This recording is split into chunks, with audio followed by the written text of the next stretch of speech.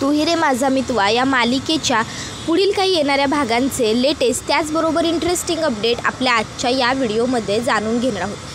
चला तर मग मित्रांनो, अजिबातच वेळ वाया न घालवता सुरुवात करूया आपल्या व्हिडिओला।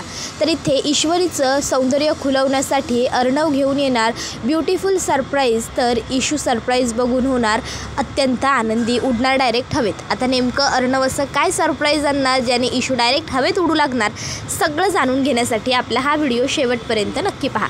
तर आतापर्यंत आपण पाहिलंय की इशू ही आता अर्णवला घाबरवत असते, त्याला त्रास देत असते की तुम्हाला काय हवंय ते मला सांगा, हुकुम में हाजीर वगैरे। पण मग शेवटी अर्णव त्याची चूक कबूल करतो आणि इशू व अर्णव दोघंजणं झोपून घेतात। आता दुसऱ्या दिवशीची सकाळ झालेली असते, त्यांच्या अंघोळ्या वगैरे आवरून झाल्याच्या नंतर मग आता वेळ आलेली असते ती म्हणजे घर सजवण्याची। आता इशूने आणि अर्णवने दोघांनी ठरवल्याप्रमाणे घर सजवण्यासाठी अगदी म्हणजे साध्या फुलांचा वापर करायचा असतो। मग आता इशूने आणि नम्रताने आधीच साध्या फुलांची ऑर्डर दिलेली असते। आता साधी फुलं घरी आल्यानंतर मग इशू आणि अर्णव आता फुलांचं डेकोरेशन करायला सुरुवात करतात। डेकोरेशन करताना अर्णव इशूला हाताने बदाम करून दाखवतो, छातीजवळ ते बदाम पकडतो। आता इशू ही त्या बदामाकडे बघते आणि लाजते। ती अर्णवला म्हणत असते, काय तुमचं नमुताई आहे इथे। आता ती अर्णवला हे खुणावते, त्यावर अर्णव तिच्या जवळ येतो आणि फुलं उचलण्याच्या बहाण्याने तिला म्हणायला लागतो, मग काय झालं, बायको पण तर माझीच आहे ना। नम्रताने बघितलं तरी काय होणार आहे, तिलासुद्धा कळतं नवरा बायको आहोत, नवीन लग्न झालं आहे वगैरे सगळंच। त्याबरोबर नमू म्हणते, नाही म्हणजे मी सुद्धा इथे आहे हां, आणि मला वाटतं की मांजरीला असं वाटतं आहे की मांजर डोळे मिटून दूध पिते, काय मांजरी बरोबर ना। त्याबरोबर आता इशू ही तिच्याकडे बघायला लागते, तशी नमू आता जोरजोराने मोठमोठ्याने हसू लागते आणि म्हणत असते, मांजरीला कळलं की काय, मी मांजरीलाच दोष देते आणि बोलते ते। त्यावर इशू म्हणते, नमुताई पुरे झाला, एवढं उगाच आम्हाला लगेच ताने मारायची काही गरज नाही आहे, आम्ही फक्त बोलत होतो हां, आणि तू ना जरा तयारीवरती लक्ष दे, आपल्या आईबाबांची ॲनिव्हर्सरी आहे, अजून एवढी कामं बाकी आहेत आणि तुला मस्करी कसली गं सुटते आहे। चल लवकर लवकर भारोभार हात चालव, कामं कर पटापटा पटकीने, किती म्हणजे आपल्याला। त्याबरोबर आता इशूची ही गडबड बघून नमू म्हणते, हो हो हो ईश्वरी मॅडम, तुम्हाला जे म्हणायचं आहे की नाही ते आम्हाला सगळं कळलं आहे हां। मी एक काम करते, मी जरा आतलं घरातलं स्वयंपाकाचं सगळं व्यवस्थित झाकून वगैरे ठेवलं आहे की नाही ते बघून येते, तोपर्यंत तुम्ही दोघं नवरा बायको इथे करा फुलांची आरास काय। त्याबरोबर लगेचच आता अर्णव हसतो, तर नम्रता म्हणते, जिजू जाऊ ना आत। त्यावर अर्णव हा काहीच बोलत नाही, तो फक्त हसतो। नम्रता म्हणते, मग आता जातेच, आणि मग ती तिकडनं आतमध्ये जाते। तसा आता अर्णव पुन्हा तिला हाक मारतो आणि म्हणतो, नम्रता तू पण ना कर कामं भारोभार, उशीर होतो। मग आता सगळेच जण कामाला लागतात। आता अर्णवला ह्या गोष्टी आठवून हसू येतं आणि अर्णवला खरं तर हे सगळं आवडतही असतं। तर आता अर्णव हा एकटाच हसत असतो, तर इशू म्हणते, the great SR Arnav Rajesh Shirke एकटेच हसत उभे राहणार आहेत का आता, की कामंसुद्धा करणार आहेत पटापट। अर्णव सर प्लीज प्लीज कामं करावं, खूप उशीर झाला आहे ऑलरेडी, आपल्याला आवरावर करायची आहे, अजून किती कामं बाकी आहेत। स्वयंपाक झाला असला तरी डेकोरेशन बाकी आहे, त्यानंतर अजून 1-2 कामं आणखीन शिल्लक येतो, तुम्ही हा असा वेळ वाया घालवताय, कसं चालेल हे असं, चला पटपट भारोभार आटपून घ्या। आणि मग आता अर्णव हा इशूला म्हणतो, मी करतोय काम तू कर। त्यावर इशू म्हणते, हो मग मी काय टाईमपास करते आहे का, तुम्हाला काही दिसत नाही आहे का। त्यावर अर्णव म्हणतो, पुरे मिस इंदौर, आता तू माझ्याबरोबर इथे वाद घालायला उभं राहण्यापेक्षा ना आवरायला घे, कारण तू आवरलंस ना तर तुझं जास्त पटकन आवरून होईल, कळलं का, जा बरं। त्याबरोबर इशू म्हणते, तुमच्याशी ना बोलायलाच नको। तर आता इतक्यात त्या ठिकाणी लगेचच आई येते आणि विचारते, काय रे मुलांनो, कुठवर आली तयारी, वा वा वा काय छान आरास केली आहे सो ईश्वरी अर्णव। त्याबरोबर नमुताई लगेचच म्हणते, आई मी सुद्धा मदत केली आहे त्या दोघांना। त्यावर आई लगेचच नमुताईला म्हणते, हो ग हो, तू सुद्धा काय छान आरास केली आहेस सगळ्यांनी मिळून, बास तिघांचंही कौतुक केलं, नमू तू पण ना। त्यावर नमुताई म्हणते, हो मग। त्यावर आई म्हणते, बरं मग आता तुम्हाला माझ्या मदतीची काही गरज आहे का, मी काही हातभार लावू की काय, त्याबरोबर आता लगेच नमू म्हणते, नाही नाही नको आई, आपलं न्यूली मॅरिड कपल आहे ना, ते सगळं व्यवस्थित करतंय की, असू दे करू देत. इथे मला हकलवायची कामं सुरू होती तर तुला कुठे घेणार आहेत ही. त्याबरोबर आता आईला नमू काय म्हणते ते काही कळत नाही. आई म्हणते, नमू अगं असं काय बोलतेस, काय झालं. त्याबरोबर नमूताई म्हणते, काही नाही ग आई, तू थांबू नको इथे, तू जा, तू छानपैकी तयार हो. त्याबरोबर आई म्हणते, काय तयार हो. त्यावर नमूताई म्हणते, अगं मग तयार हो, आजचा दिवस हा तुझा आणि बाबांचा आहे. आजच्या दिवशी तुम्ही दोघांनीही खूप छान दिसलं पाहिजे. आजचा दिवस तुमच्यासाठी स्पेशल आहे ना, म्हणून म्हणते जा तू तयार हो. त्यावर आई म्हणते, अगं पण. त्यावर इशू म्हणते, आई अगं कशाला काळजी करतेस तू, आम्ही आहोत ना, आम्ही सगळी तयारी अगदी व्यवस्थित आणि परफेक्ट करू, काहीही इकडे तिकडे करणार नाही. मग तर झालं ना. आता तुझ्या 2-2 मुली कामं करतायत म्हटल्यावर तुला काळजी करायची काय गरज आहे, सर्व आम्ही व्यवस्थित करू की. त्याबरोबर आई लगेच म्हणते, हो ना, 2-2 मुली, एक एवढा चांगला जावई, एवढी छान तयारी करतोय म्हटल्यावर मग आईबाबांना काळजी करायची काही गरजच नाही आहे. त्याबरोबर आता अर्णव लगेचच म्हणतो, बघितलंस, याला म्हणतात कामाची कदर करणं. तुझ्यासारखं फक्त त्यांनी स्वतःचंच नाव नाही घेतलं, त्यांनी माझंसुद्धा नाव घेतलं. याचा अर्थ काय की त्यांना दिसतंय की मी सुद्धा काम करतो आहे. काकू पण तुम्ही काही काळजी करू नका, मी व्यवस्थित सगळं मॅनेज करून घेतो, ह्यांच्याकडनं कामं करूनसुद्धा घेतो. त्यामुळे तुम्ही मस्त जा, थोडा वेळ रिलॅक्स व्हा आणि त्यानंतर मग तयारीला लागा. अजून आपल्याला तुमची ॲनिव्हर्सरी सेलिब्रेट करायला घेण्यासाठी वेळ आहे, तोपर्यंत एवढ्या लवकर तयार होऊन तुम्हीसुद्धा कंटाळाल. जा थोडा वेळ मस्त बसा, आराम वगैरे करा. मस्त संध्याकाळी तुमचा चेहरा फ्रेश आणि टवटवीत दिसायला पाहिजे, कामं करायलाही आहे ना, असं म्हणत तो ईश्वरीकडे हात दाखवतो आणि म्हणतो, तसंही हिला दुसरं येतच काय. त्याबरोबर इशू अर्णवकडे रागाने बघते. तसं अर्णव म्हणतो, काकू चला मी सुद्धा कामाला लागतो. आणि मग आता अर्णव हा सुद्धा लगेचच तिकडनं फुलांची टोपली उचलतो आणि फुलं घेऊन जातो. आता अर्णव खरं तर मुद्दामून ईश्वरीची खेचत असतो. मग आता इशूसुद्धा अर्णवकडे जाते आणि त्याला म्हणते, काय मला दुसरं काही काम नाही आहे का, मला दुसरं काही येत नाही का, रात्रीचा प्रसंग विसरला वाटतं, रात्रीचं टॉनिक कमी पडलं आहे की आता पुन्हा मस्करी करता येते माझी. नाही, जर कमी पडलं असेल ना तर सांगा, मग पुन्हा तुमच्या खिदमतमध्ये हाजीर होईन. ये काय ते, ये नौकर आपकी खिदमत में हाजीर है जहापना. त्याबरोबर अर्णव म्हणतो, नको नको, तू जा, माझी खिदमत तू करू नकोस, तुझ्या खिदमतच्या नादात माझं वाटोळं होईल. मी सुंदर, तू जा, मी कामं करतो. आणि मग आता अर्णव ईश्वरीला तिकडनं पाठवून देतो. आता अर्णव थोड्या वेळाने नोटीस करतो की इशू तयार व्हायला गेली आहे खरी, पण ती तयार व्हायला गेलेली असताना आज तिने केसात मारण्यासाठी गजराच नाही मागवलेला. अर्णव विचार करतो, अरे घरात एवढी फुलं मागवली आहेत पण मी सिंदूरसाठी गजरा नाही आहे. अर्णव म्हणतो, मी जरा बाहेरून जाऊन येतो पटकन नम्रता. त्यावर नम्रता ही अर्णवला म्हणायला लागते, अहो जिजू, आता कुठे चाललाय तुम्ही ह्या अशा अवतारात, नका जाऊ आता कुठे बाहेर. जर तुम्हाला आत्ता बाहेर सोडलं ना तर तुमची बायको माझ्यावरती रागवेल, त्यापेक्षा तुम्हीसुद्धा जा आणि पटकन रेडी होऊन घ्या बरं. त्यावर अर्णव म्हणतो, अगं नम्रता, डोंट वरी, मी अगदी 10-15 मिनटात येईन, माझं थोडंसं काम आहे. त्यावर नम्रता म्हणते, अहो जिजू, आता काम वगैरे सगळं नंतर होत राहील, इतकं काय बरं महत्त्वाचं काम आहे तुमचं, आणि आत्ता गेलात ना तर इशू विचारेल मला, मग तिला काय सांगू कुठे गेलाय म्हणून. त्याबरोबर अर्णव म्हणतो, यू डोंट वरी, मी कुठेही लांब जात नाही आहे, इथल्या इथे फक्त 5 मिनटात जाऊन येतो, कळलं. आणि मी सिंदूरने विचारलं तर सांग कोणाचा तरी फोन आला आहे म्हणून, महत्त्वाच्या फोनवरती बोलतायत, डिस्टर्ब करायला जाऊ नकोस, कळलं. तोवर मी लगेच आलो, फक्त सांगू नकोस मी बाहेर गेलो आहे. मग आता नम्रता, बरं आता तुम्ही म्हणताय तर ठीक आहे असं म्हणते. मग अर्णव हा आता बाजारात येतो आणि इशूसाठी छान फ्रेश डबल मोगऱ्याचा गजरा घेतो आणि तो गजऱ्याचा वास घेत म्हणायला लागतो, वा, मी सिंदूरच्या केसात हा गजरा माळला की तिचं रूप अजूनच खुलून दिसेल.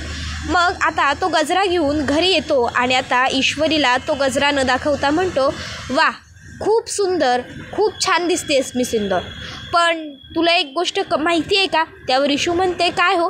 त्यावर अर्णव म्हणतो, तुझ्या या सुंदर लाघवी छान रूपात, तुझ्या या सुंदर सौंदर्यात, मेकअपमध्ये एका गोष्टीची अजूनही कमी आहे. आता अर्णवने हे असं म्हटल्याबरोबर इशू म्हणते, ती काय.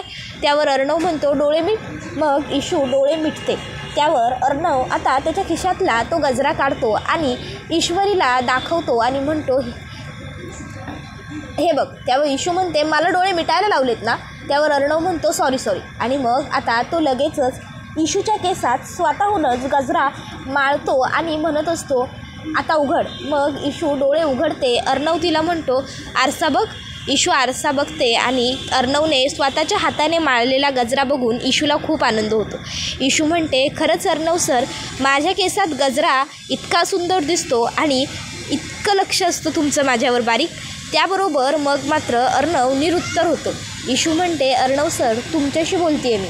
माझ्या केसात गजरा इतका छान दिसतो का? आणि माझ्या केसात गजरा लावला आहे की नाही हे तुम्ही इतकं नोटीस करता का? त्यावर अर्णव हा ईशूला म्हणतो, मिस इंदौर, जा आता, आवरलं आहे ना तुझं, मग जरा नम्रताला काही मदत वगैरे हवी असेल तर बघ.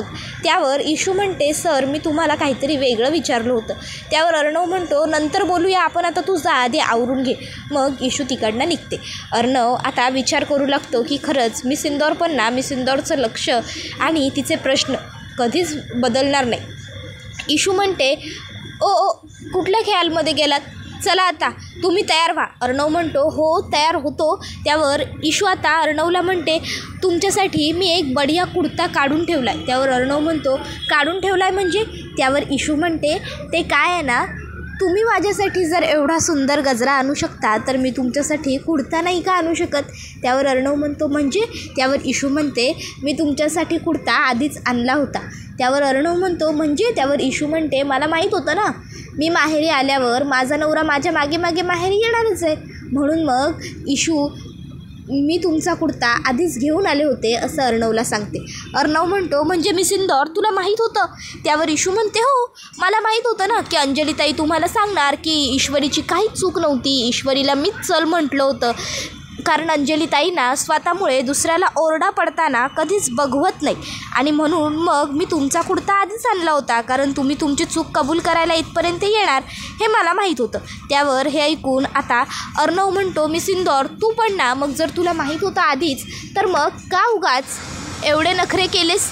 त्यावर मग ईशू आता म्हणायला लागते, का तुम्हालासुद्धा कळायला हवं की समोरच्यावर त्याची चूक नसताना रागवलं की काय होतं ते? बरं, जा आता आवरून घ्या. मग अर्णव तिकडनं आवरायला जातो. त्याबरोबर आता इथे ईशू ही लगेचच म्हणायला लागते की खरंच अर्णव सरांना माझ्याबद्दल केवढ्या छोट्या छोट्या गोष्टी माहिती आहेत, त्यांचं माझ्यावर केवढं प्रेम आहे, त्या माझा कुठल्या किती बारीक गोष्टींमध्ये विचार करतात. त्याबरोबर दुसरीकडे राकेश हा अंजलीला, दूध घे अंजली, तुला बरं वाटेल, बाळाच्या वाढीसाठी आईने दूध पिणं गरजेचं असतं, दूध प्यायलं की बाळ कसं छान सुंदर गोरपाण गुडगुटीत होतं, असं सगळं तो काही नोवायनो फालतू गोष्टी अंजलीला सांगत असतो. म्हणजे अर्थात दुधाचे फायदे असतील, पण आता त्याने दुधामध्ये औषध मिसळलेलं असतं जे प्यायल्यावर अंजलीला त्रास होईल यासाठी तो आता अंजलीला जबरदस्ती करतो. पण अंजली आज ते दूध पित नाही. अंजली त्याला म्हणते की नाही हो, नको, दूध पिण्याची ना माझी अजिबातच इच्छा नाही आहे, म्हणजे मला मन होत नाही आहे, आतमधनं फिलिंग काहीतरी वेगळं येतं आहे, तर नको हे दूध. त्याबरोबर लगेच राकेश म्हणतो, अगं अंजली, असं काय करतेस, दूध नको म्हणजे काय? नाही असं नाही आहे चालणार, आणि हट्ट तर बिलकुल करायचं नाही. मला मान्य आहे या दिवसांमध्ये हे सगळं होणं स्वाभाविक आहे, नाही वाटत आईला काही खावं पिवंसं, पण याचा अर्थ असा होत नाही की तू खायचं नाही प्यायचं नाही. तू आता खाऊन पिऊन छान राहायचं, तुझी तब्येत छान झाली पाहिजे की नाही, बाळसुद्धा गुटगुटीत वाटलं पाहिजे की नाही आपल्याला, म्हणून हे घे दूध पी. त्यावर अंजली म्हणते, अहो खरंच नको. मग राकेश ते दुधाचा ग्लास उचलतो आणि अंजलीला बळजबरीने तोंडाजवळ पाजायला घेऊन जातो. आता नको करताना ते ग्लास तोंडाजवळून बाजूला काढताना अंजलीच्या हातातनं ते ग्लास खाली सांडतं. त्यावर राकेश तिच्यावर चिडतो आणि म्हणतो, हे काय केलंस तू? त्यावर अंजली घाबरते आणि म्हणते, अहो काय झालं तुम्हाला, तुम्ही इतके चिडून का बोलताय माझ्यावर, तुम्हाला काय झालं, तुम्ही अचानक इतके का चिडलात, आत्ता तर आपण प्रेमाने बोलत होतो ना. त्यावर तो म्हणतो, अगं दूध वाया गेलं ना म्हणून. त्यावर अंजली म्हणते, अहो दूध आहे ना ते, चुकून सांडलं आहे माझ्या हातून, मी मुद्दाम थोडीच सांडवलं. आणि तसंही याला वाया गेलं नाही म्हणत याला वाढ होणं म्हणतात. घर भरलं आपलं. त्याबरोबर आता राकेश हा तिच्या तोंडावर म्हणतो, हो हो अगदी बरोबर, घर भरलं आपलं. आता मनातल्या मनात म्हणत असतो, अगं मंद बाई, तुला कसं कळत नाही, जर तू हे आता दूध प्यायली नाही आहेस तर तुला काही त्रास होणार नाही. जर तुला काही त्रास झाला नाही तर मी तुझ्या त्या भावाला आणि माझ्या इंदोरी जिलबीला इथे बोलवू शकणार नाही. आणि जर मी त्या दोघांना इथे बोलवू शकलो नाही तर तिकडे त्यांच्या आनंदात मिठाचा खडा कसा काय पडेल. त्याबरोबर आता अंजली राकेशला म्हणते, अहो काय झालं, तुम्ही कुठल्या विचारात मग्न होऊन गेलात, तुमचं काय चाललं आहे बरं. तुम्हाला आज ईश्वरीच्या माहेरी तिच्या आईवडिलांच्या मॅरिड ॲनिव्हर्सरीला जायला मी सांगितलं आहे ना, मग तुम्ही इथे असा वेळ वाया का घालवताय. जा पटकन, तुम्ही आवरून घ्या, निघायचं आहे तुम्हाला ना. मामा मामी आकाश ते निघालेसुद्धा असतील एव्हाना आणि तुम्ही अजून इथं वेळ वाया घालवत बसलाय. जा बरं पटकन आवरून घ्या आणि निघा. त्यावर राकेश आता म्हणतो, तुला असं एकटीला सोडून. त्यावर अंजली म्हणते, अहो एकटी कुठं आहे मी, घरामध्ये आपल्या आशाताई आहेत ना, अनिताताई आहेत, त्या माझ्याजवळ राहतील, तुम्ही जा. त्याबरोबर आता अनिताच्या जीवावर तुला ठेवून जायचं आणि ते सुद्धा मी तिकडे पार्टी एन्जॉय करायची, हे मला काही बरोबर वाटत नाही. म्हणून मी म्हणतो की मी तुझ्याबरोबरच घरी राहतो ना अंजली, काय गरज आहे मला तिकडे जाण्याची, असं तो म्हणू लागतो. त्यावर अंजली म्हणते, खरंच काहीही गरज नाही आहे तुम्ही घरी राहण्याची, उलट तुम्हीसुद्धा गेला नाही, मी सुद्धा गेली नाही तर त्यांना वाईट वाटेल. त्यापेक्षा कमीत कमी तुम्ही तरी गेलात तर ईश्वरीच्या आईवडिलांना जरा बरं वाटेल. म्हणून मी म्हणते की मला नाही जमत आहे तरी इट्स ओके, पण तुम्ही जा. आता राकेश विचार करतो, जाऊ दे, हिच्यासमोर जास्त नाही नको करायला नको, नाहीतर हिला शंका येईल. आणि मग आता शंका येऊ नये म्हणून मग आता तो तिकडनं म्हणतो, बरं राणी सरकार, तुमची जशी इच्छा आहे ना तसंच होईल. मला वाढदिवसाला घालवणं ही इच्छा आहे ना तुमची, मग ठीक आहे, मी वाढदिवसाला जाईन आणि आपल्या दोघांच्या वतीने भरभरून शुभेच्छासुद्धा देईन ईश्वरीच्या आईवडिलांना. मग तर झालं ना. त्यावर हे ऐकून ती खूप खुश होते. मग राकेश म्हणतो, आणि बरं मगाशी तुमच्यावर रागवलो त्यासाठी जरा सॉरी. अहो बाळाची काळजी आहे आपल्या, आम्हाला तुमची काळजी, म्हणून मी रागवलो. त्याबरोबर आता अंजली म्हणते, अहो असू द्या, तुम्ही रागवला त्याचं मला वाईट नाही वाटलं. मग आता राकेश, बरं चला मग मी आवरायला घेतो, एवढं बोलून तिकडनं निघतो. आता राकेश बाथरूममध्ये आवरायला गेल्यावर अंजली मनात म्हणायला लागते, पण यांचं नक्की हे काय चाललं आहे. त्या दिवशी एकदा मागेसुद्धा ते असेच अचानक चिडले, पुस्तकाचं पान फाडलं. याआधी हे असे कधीच वागले नव्हते, पण मग असं हल्लीकडे यांना काय व्हायला लागले. हल्लीकडे मध्येच अचानक खूप चिडतात आणि नंतरनं जेव्हा मी घाबरते किंवा विचारते तेव्हा सांगतात की गंमत करत होतो, मस्करी करत होतो, मजा करत होतो. याला काय अर्थ आहे, यांचं नेमकं काय सुरू आहे ना, मला खरंच हल्लीकडे काहीही कळत नाही. म्हणजे काही कळायला मार्गच नाही आहे असं वाटतं. असो, जाऊ दे, उगाच आता मी जास्त विचार करायला नको. पण यांचं ना काहीतरी विचित्र वाटतं आहे मला वागणं. हे नेहमीच्यासारखे पूर्वीच्यासारखे हल्ली वाटतच नाही. सतत कामानिमित्तांनी बाहेर राहणं बंद केलं आहे, घरी राहायला लागलेत. त्याबरोबर आता वेगळं म्हणजे वाटतं, चिडतात सतत. पूर्वी चिडायचे नाही, प्रेमाने बोलायचे. तर आता इकडे राकेश हा बाथरूममध्ये जाऊन स्वतःलाच बडबडत म्हणत असतो, अरे बावळटा, तिच्यावरती रागून चिडून काही होणार नाही आहे. त्या मूर्ख बाईजवळ तुला प्रेमानेच बोलावं लागणार आहे. तू उलट तिच्याशी जितका प्रेमाने वागशील की नाही तितकाच तुझ्यावरती तिचा विश्वास पटत जाईल. आजचा दिवस वाया गेला. आज माझ्याकडची ही पुडी शेवटी संपली. जर माझ्याकडं आता एक्स्ट्रा पुडी असती तर माझं काम सोपं झालं असतं. पण काही हरकत नाही. आजचा एक पुडीचा प्लॅन जरी फ्लॉप झालेला असला तरी दुसरं काहीतरी तर मी नक्की शोधून काढेन आणि त्या ईश्वरी आणि अर्णवला काहीही केलं तरी तिकडचं ते फंक्शन एन्जॉय करू देणार नाही. जर मी त्या फंक्शनची खराबी केली तर मी सुद्धा नावाचा राजेश भोसले नाही. माझी इंदोरी जिलबी आणि तो चिंटुकल्या यांना मी खुश राहू देणार नाही, कारण त्यांच्या आनंदाला आधीच माझी नजर लागली आहे आणि त्यामुळे त्यांच्या नात्याला ग्रहण लागणार.